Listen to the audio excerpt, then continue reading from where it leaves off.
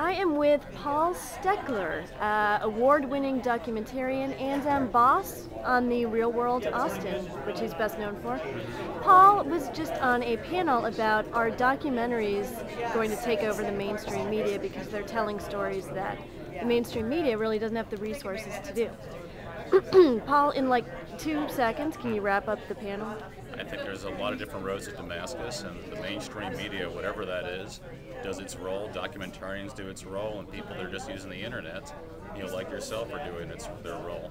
Some things go viral and reach people over the internet. Documentary filmmakers can get their stuff on television, broadcast it over the internet, get it on PBS or HBO. The media works in a different way in a daily section, and there's all a symbiotic relationship so that everybody plays a role in disseminating information. The whole deal right now is how does that information get to people, and what kind of information do people actually want.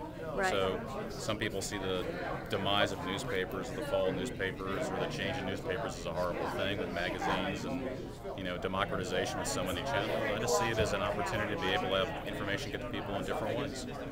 All right. Now I know you're working on a documentary, I think, about this year's The election. presidential election, yeah. Yeah, I've heard of it. Can you tell us a little bit about it? I'm working on Frontline's 2-hour presidential documentary called The Choice 2008. It's about the Obama-McCain race, interweaving their political and personal biographies. It'll be on national television on Frontline and PBS on October 14th and broadcast in 60 countries. Wow. That's big time. It's it keeps me busy. I just flew in on Friday and flying back out on Sunday. We're at 45 interviews and counting. Okay, But you know what I do in my spare time? What's that? I read Texas Monthly and I check out the Texas Monthly website.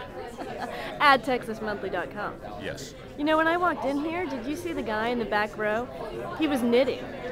Knitting a sweater. That just shows that the Netroots people are very, very creative, and they're not gender specific.